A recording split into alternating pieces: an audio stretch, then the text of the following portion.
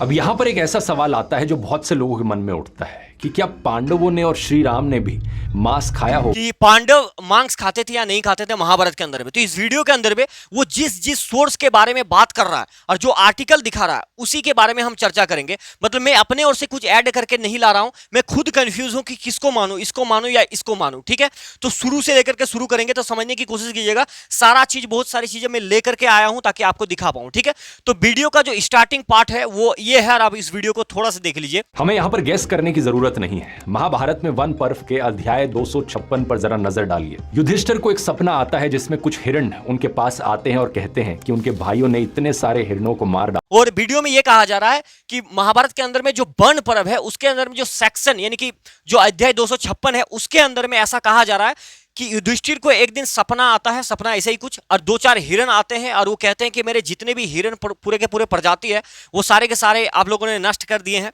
और कह रहे हैं कि हम कुछ बचे हैं जो कि बीज के रूप में है, कि हिरण प्रजाति को आगे वंश बढ़ाने के लिए हम ही 2-4 बचे हैं, तो कृपया करके हमें छोड़ दीजिए। और उन्होंने ये जो सोर्स दिया गया है और इसी आर्टिकल के बारे में बताया गया और इसमें ये चीजें लिखा है। लेकिन उन्होंने ये भी बताया गया है कि ये सारी चीज जो है वो वर्ण पर्व के अंदर में मतलब मेंशन है। ठीक है, अब महाभारत के अंदर में हम वर्ण पर्व को खोल लेते हैं और इसको देखते हैं कि भैया कहां लिखा गया है। देखिए, ये सोर्स मैं आपको बता देता हूं, ये गीत विजडम का जो महाभारत है इसको ऑनलाइन आप देख सकते हैं। जैसे यहाँ पर हमने क्लिक किया, क्या हमें पढ़ना है, किन के बारे में जानना है, वो पूरा यहाँ पर आ जाएगा। महापुराण पढ़िए, हिंदी इंग्लिश सारी चीजें आ जाता है। हरिवंश पुराण, तो हमने महाभारत को यहाँ पर मतलब टिक कर लिया कि हमें महाभारत देखना है। उसके अंदर में महाभारत के अंदर में जो पर्व है ना, सारे के सारे पार्ट बाय पार्ट आ जाते हैं। आदि पर्व हो गया, सभा पर्व हुआ, सारी चीजें बात करूंगा अभी। तो वन पर्व के अंदर में ये चीजें कहा जा रहा है कि वन पर्व के अंदर में है, तो वन पर्व हमने सेलेक्ट कर लिया। अध्याय 256 का बात कर रहा है, 256 हमने कर लिया है। ठीक है, अब देखिए, अब जो वन पर्व शुरू होता है ना, तो ये होता है घोषणा पत्र पर्व, कुछ इस प्रकार से वन पर्व आपका यहां से शुरू होता है। तो देखिए, टाइम आपके पास है या नहीं है उसको गोली मारिए, लेकिन 10-15 मिनट के अंदर में ये सारी हिंदी को पढ़ के देख लेते हैं कि कहां ऐसा लिखा गया है वन पर्व के अंदर में कि युधिष्ठिर को सपना आ रहा है कि नहीं आ रहा और क्या बातें कर रहा है। ठीक है, तो शुरू से शुरू कर लेते हैं, आपको भी मजा आ जाएगा, देखिएगा। ठीक है, और इसके अंदर में मैं संस्कृत को नहीं पढ़ूंगा क्योंकि संस्कृत का जो प्रोनाउंसिएशन है वो मेरा उतना अच्छा नहीं है, लेकिन 10th क्लास में अच्छे मार्क्स आ गए थे, लेकिन संस्कृत अभी उच्चारण सही नहीं होगा। ठीक है, तो हिंदी को पढ़ेंगे और समझने की कोशिश करेंगे। ठीक है, तो यहां से पढ़ते हैं। देखिए, जन्मजय तदंतर, ठीक है, समस्त शिल्पियों श्रेष्ठ मित्रों तथा परम बुद्धिमानी विदुर जिन्हें दुर्योधन को सूचना दी। ठीक है, उसके बाद आगे कहा जा रहा है कि भारत क्रतुश्रेष्ठ वैष्णव यज्ञ की सारी सामग्री जुट गई है। यज्ञ का नियम समय भी आ पहुंचा है और सोने का बहुमूल्य हल ही पूर्ण रूप से बन गया है। ठीक है, आगे फिर कहा जा रहा है कि राजन ये सुनकर निरीप श्रेष्ठ दुर्योधन उस क्रुत राज्य को प्रारंभ करने की आज्ञा दी। यहां पर मैं अगर ये सिलेक्ट कर लूंगा तो फिर ऊपर नहीं चढ़ेगा, इसलिए सिलेक्ट नहीं कर रहा हूं। ठीक है, फिर तो उत्तम संस्कार से युक्त और प्रचुर धान्य से संपन्न वो वैष्णव यज्ञ आरंभ हुआ। और क्या लिखा, गांधारी नंदन दुर्योधन ने शास्त्र की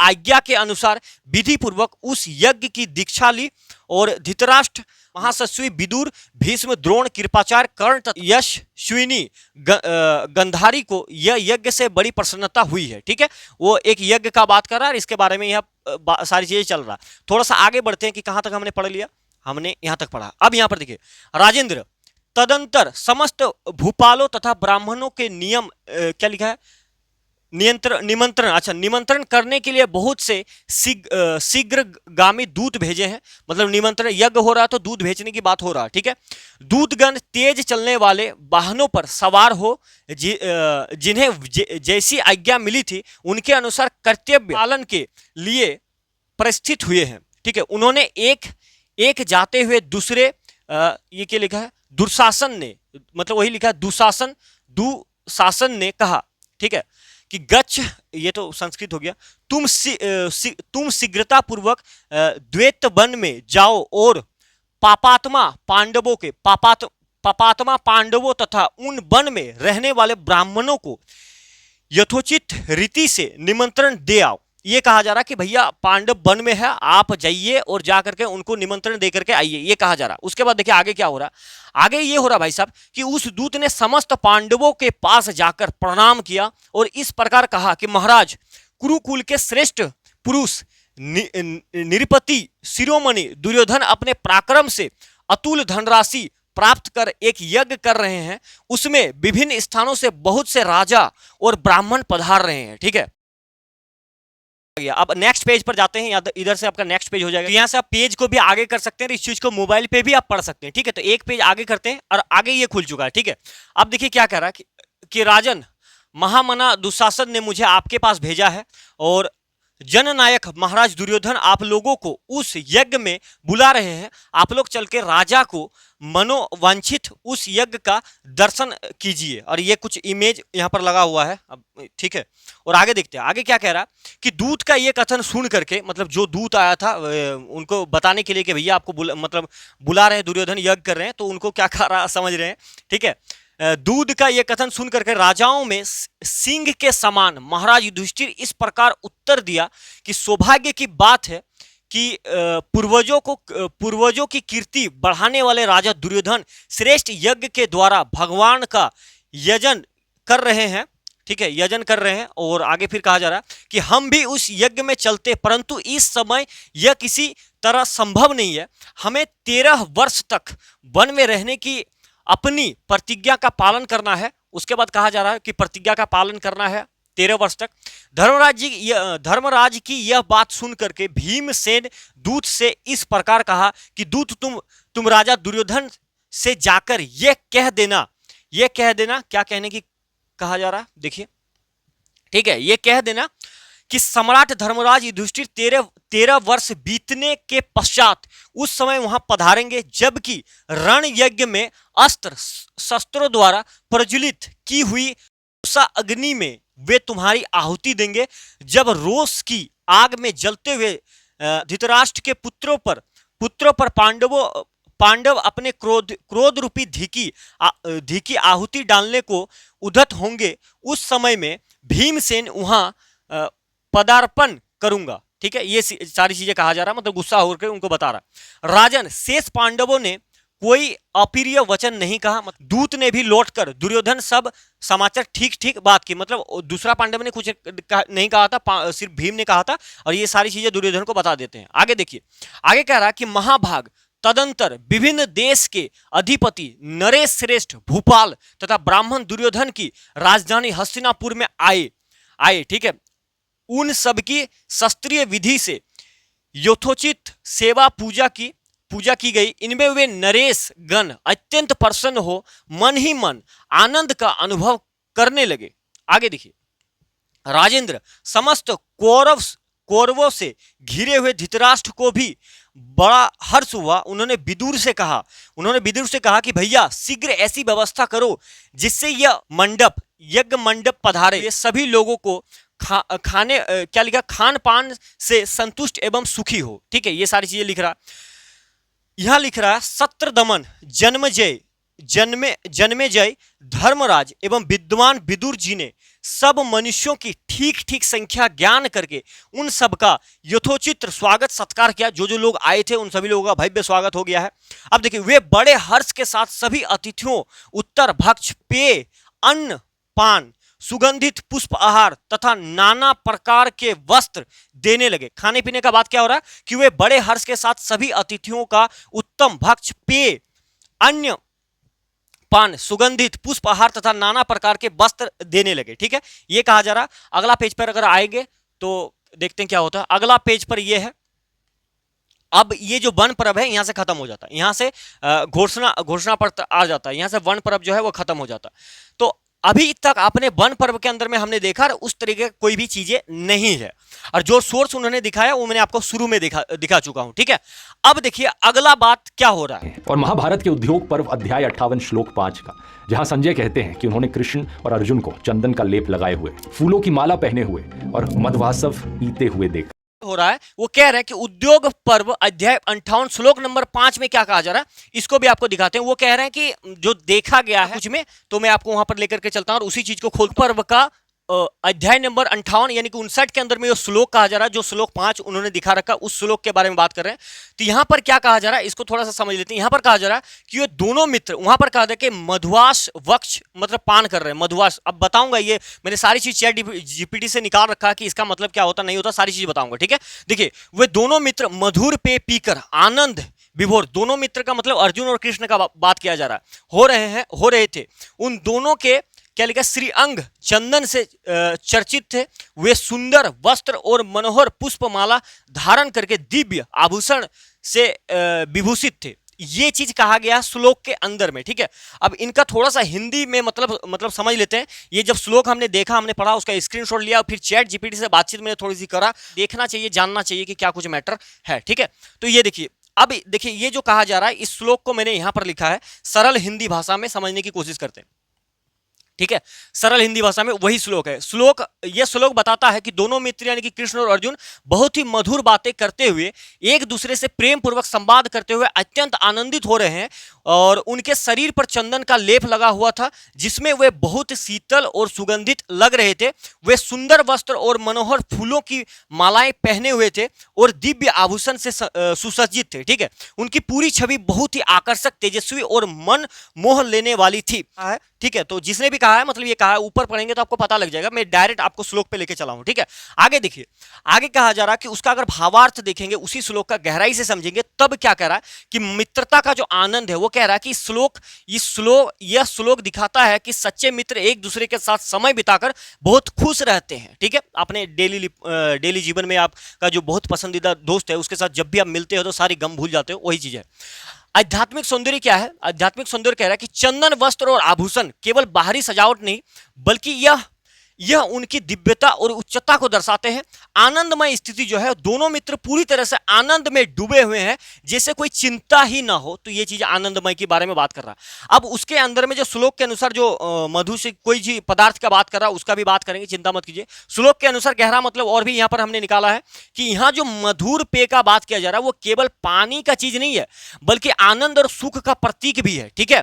यह दिखाता है कि वे दोनों आराम से आनंद अवस्था में थे, किसी भी प्रकार का चिंता या कष्ट में नहीं थे, जीवन के सुखद क्षणों का आनंद ले रहे थे। यह चीज है। निष्कर्ष क्या निकल रहा है कि मधुर पेय पीकर का अर्थ क्या है कि मीठे, सुगंधित और आनंद देने वाला पेय का सेवन करके प्रसन्न और आनंदित होना, ठीक है। यह है मधुर पान करने की चीजें। और अंततः अगर देखेंगे ना, अंततः यह दिखाता कि वही चीजें हैं, ठीक है। निष्कर्ष वही निकल चुका है और यही चीज है भाई, ठीक है। तो उम्मीद कर रहे हैं कि यह बात आप समझ पाए होंगे कि क्या कहा जा रहा है, उन्होंने किस प्रकार से चीजों को कहा है और एक्चुअली में इसका मतलब क्या निकल रहा है, ठीक है। तो मैं अगर आपको थोड़ा सा यहां पर दिखाऊं ना, यहां पर थोड़ा सा ऊपर देखेंगे तो श्री कृष्ण, अर्जुन, द्रौपदी और माननीय सत्यभामा विराज रही थी। उसी स्थान में कुमार अभिमन्यु था, नकुल सहदेव भी नहीं जा सकते थे। ये थोड़ी सी ऊपर चीजें आप पढ़ेंगे तो अब पता लग जाएगा। सेम चीजें है, मैंने आपको बता दिया कि सोर्स क्या है, तो ये सारी चीजें।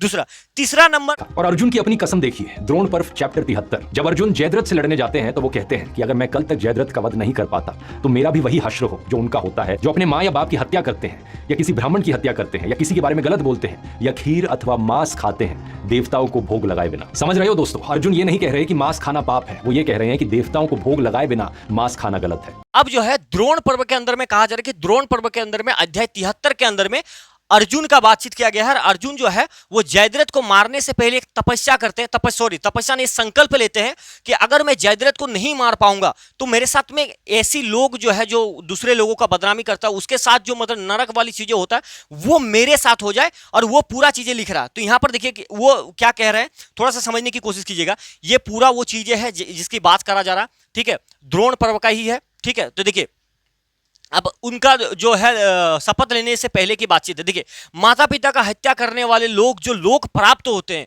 गुरु, पत्नीगामी और चुगलखोरी, जिन लोगों की प्राप्ति होती है, साधु पुरुषों की निंदा करने वाले और दूसरों को कलंक लगाने वाले को जो लोक प्राप्त होते हैं, क्या लिखा, धरोहर हड़पने और विश्वासघात करने वाले लोग, थोड़ा सा ये जूम हो चुका है, थोड़ा सा दिखने में प्रॉब्लम, जिन लोगों की प्राप्ति होती है दूसरे के उपभोगों में आई हुई स्त्री को ग्रहण करने वाले, पापी की बात करने वाले, ब्राह्मण हत्यारा और क्या लिखा, घोगातियों क्या लिखा, वही तो है, घोघातियों को जो लोक प्राप्त होते हैं, खीर यावन साग खिचड़ी हलवा पुआ आदि को किए बिना ही खाने वाले मनुष्य को जो लोग प्राप्त होते हैं, यदि मैं कल जयद्रथ का वध ना कर डालूं तो मुझे भी तत्काल उन्हीं लोगों को जाना पड़े। मतलब यहां पर वो कहा जा रहा है कि इन जो माता पिता का मान लेते हैं या बुरा जो लोगों के साथ में करता है, अगर मैं जयद्रथ का वध नहीं कर पाता हूं तो ये सारी चीजें मेरे साथ में होंगे।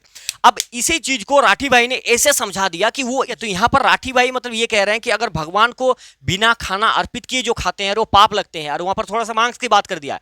अब यहां पर जो ये टर्म यहां पर देखेंगे ना आप, ये जो टर्म लिखा गया है संयान बापू बापू मासिनी, ये जो टर्म है इसको सारे के सारे मैंने निकाल रखे हैं, तो आपको एक एक करके हम समझने की कोशिश करते हैं। ठीक है, सबसे पहले यहां पर समझ लेते हैं कि इस चित्र के अंदर में ये जो लिखा गया ये टर्म, ये एक टर्म है, क्या है सारी बताऊंगा, सारी चीजें समझिएगा। इस चित्र में देवनागरी लिपि में लिखा हुआ ये सारी चीजें है। पाठ ये जो है ना, ये सयाव क्या लिखा है, संयावा पूप मांसनी, इसका मतलब होता है इस मुहावरे खाद्य पदार्थों के प्रकार को संदर्भित करता है, विशेष रूप से दलिया, केक और मांस के मिश्रण को कहते हैं। ठीक है, तो ये चीजें हैं। आगे थोड़ा सा समझते हैं, यहाँ पर बात देखिएगा। और ये पूरा का पूरा वो श्लोक हो गया, ये पूरा का पूरा श्लोक हिंदी वाला टर्म हो गया। और इसके अंदर में जो एक टर्म लिखा गया है, जैसे आपने देखा कि यहाँ पर जो युवान है, इसका मतलब क्या होता है, खीर तो पता है हमें। तो देखिए युवान का जो अर्थ होता है, इसका मुख्य रूप से होता है कि जौ से जो घर पे जौ लगाते हैं ना, वही चीज है। जौ से बने पके हुए भोजन या अन्य के लिए उपयोग किए जाने वाले एक संज्ञा शब्द है। इसका प्रयोग पौष्टिक या धार्मिक अनुष्ठानों में वाले जौ के व्यंजनों को संदर्भ में किया जाता है। युवान का अर्थ और संदर्भ अर्थ क्या है, पका हुआ जौ, जौ का भात या जौ का भोजन। ठीक है, और ये सारी चीजें हैं। अब थोड़ा सा इसको समझते हैं। हिंदी तो मैंने आपको बता ही दिया कि क्या कह रहा है। अब इसके अंदर में जो ये बलि वैश्योदेव है, ये बलि वैश्योदेव, ये कहाँ गया भाई, ये बलि वैश्योदेव किए जाने वाला, इसका मतलब क्या है समझिए। यहाँ पर सनातन धर्म में नित्य प्रति किए जाने वाला एक पवित्र कर्म है, जिसमें पके हुए भोजन का एक अंश, जिसको बलि अग्नि देवताओं, ऋषियों, मनुष्यों और पशु पक्षियों के लिए समर्पित किया जाता है। जो भी हम भोजन प्राप्त करते हैं ना, उसके जितने भी भोजन है उसका एक छोटा सा टुकड़ा क्या कहता है कि अग्निदेव को या फिर देवताओं या ऋषियों, मनुष्यों और पशु पक्षियों के लिए समर्पित किया जाता है। तो वही कहा है कि उसको जो नहीं देता है, उसके साथ में जो सारी चीजें होता है, वो सारे दंड हमको मिलेंगे अगर हमने जयद्रथ का वध नहीं कर पाया तो। अब देखिए, ये पंच महायज्ञों में से एक है, भूत यज्ञ है, जो उदारता, कृतज्ञता और प्रकृति के साथ तालमेल का प्रतीक है। अब बलि वैश्योदेव का अर्थ और महत्व को समझ लीजिए। अर्थ क्या कह रहा है कि बलि का अर्थ होता है भोजन का अंश होता है, जिसको भोग कह देते हैं। और वैश्योदेव का अर्थ है विश्व को देने या प्राणियों के लिए उद्देश्य अपने स्वार्थ से ऊपर उठ करके पशु पक्षी, निर्धनों और समस्त सृष्टि के कल्याण हेतु भोजन साझा करना। मतलब अपने स्वार्थ से उठ करके सारे लोगों के बारे में सोचना। विधि क्या है, भोजन बनने के बाद मुख्य भोजन से पहले आहुति गोग्रास, कुत्ता, कौवा आदि के लिए घर से बाहर या अग्नि में समर्पित की जाती है। तो ये सारी चीजें इस चीज पर बात करी जा रही है। ठीक है, जिस प्रकार से आपको तोड़ मरोड़ के बताया जा रहा है वैसा नहीं है, चीजों को खुद से पढ़िए, समझने की कोशिश कीजिए। अगला देखते हैं, अगला क्या है। अगला वही वाला चीज है जो मैंने आपको बताया था, और वही चीज है, अलग से मैंने लगा दिया। अगला, अगर उसी श्लोक का पूरा जो श्लोक मैंने आपको बताया उद्योग पर्व के अंदर में, तो वो श्लोक का एक एक पंक्ति क्या कह रहा है, ये मैंने चैट जीपीटी से हिंदी में निकलवा लिया कि भैया यार बताओ मुझे, क्योंकि उन्होंने भी इंटरनेट का इस्तेमाल किया तो हम भी करेंगे। ठीक है, तो देखिए ये पूरा का पूरा वो पहला पंक्ति है, शब्दार्थ क्या है, ये लोका मतलब ये लोक, जगह या नरक, मां को मारने वाला, ये लिखा गया। ये है पिता को मारने वाला। मैं डायरेक्ट इधर पढ़ता हूं। सरल भाषा में क्या कहा जा रहा है, सरल भाषा में कहा जा रहा है कि जो लोग अपने माँ बाप का सम्मान, क्या लिखता है यहाँ को मिट गया है, पहुंचाते हैं या मारते हैं, उन्हें बहुत बुरा लगता है तो उन्हें नरक मिलते हैं, ऐसी कुछ इसमें बात किया गया है। ठीक है, दूसरा पंक्ति जो है वो ये वाला है, इसका शब्दार्थ लिखा है कि गुरु की पत्नी के पास जाने वाला, अर्थात गलत संबंध बनाने वाले। ठीक है, मित्र को धोखा देने वाला या नुकसान पहुंचाने वाला। ठीक है, सदा यानी कि इसका तो हमेशा है। इसका सरल मतलब है कि जो लोग गुरु की पत्नी के साथ गलत संबंध बनाते हैं या दोस्त के साथ धोखा करते हैं, उनका भी यही बुरा परिणाम होता है, यानी कि नरक में जाते हैं। तो इन लोगों को जो दंड मिलता है, तो अर्जुन कह रहे हैं कि इनको जो भी दंड मिलता है, अगर मैंने जयद्रथ का वध नहीं कर पाया तो वो सारे दंड मुझे मिलेंगे। ठीक है, बाकी आगे देखिए, आगे क्या कहा जा रहा है। अगर तीसरा पंक्ति को देखेंगे तो यहां पर कहा जा रहा है कि अच्छे लोगों की बुराई करने वाला और भरोसा तोड़ने वाला। सरल मतलब यह है कि जो लोग अच्छे लोगों की बुराई करते हैं और किसी का विश्वास तोड़ते हैं उन्हें भी बुरा फल मिलता है। तो बुरा फल मिलता है तो सभी को पता है कि जैसा करोगे वैसा भरोगे।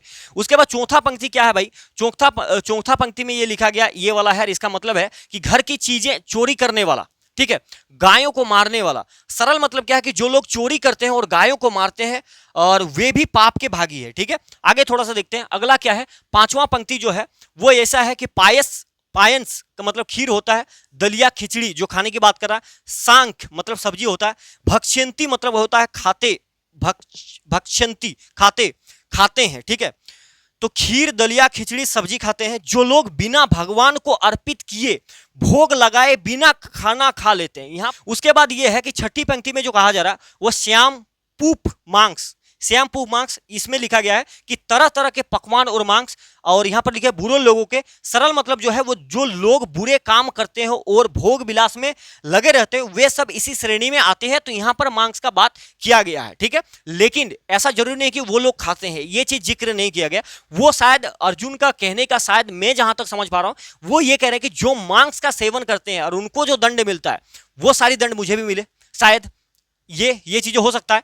अब छठी पंक्ति और उसके बाद आ जाएगा अंतिम पंक्ति। अंतिम पंक्ति में ये चीजें कहा गया है और अंतिम में है कि उन सबको मैं जीत लूंगा, नष्ट कर दूंगा। ये सारी चीजें कर रहा है और इसका सरल मतलब कि भगवान कहते हैं कि ऐसे पापियों को मैं नष्ट कर दूंगा या उन्हें उनके कर्मों का फल मिलेगा, जैसा करोगे वैसा भरोगे। तो ये चीजें हैं।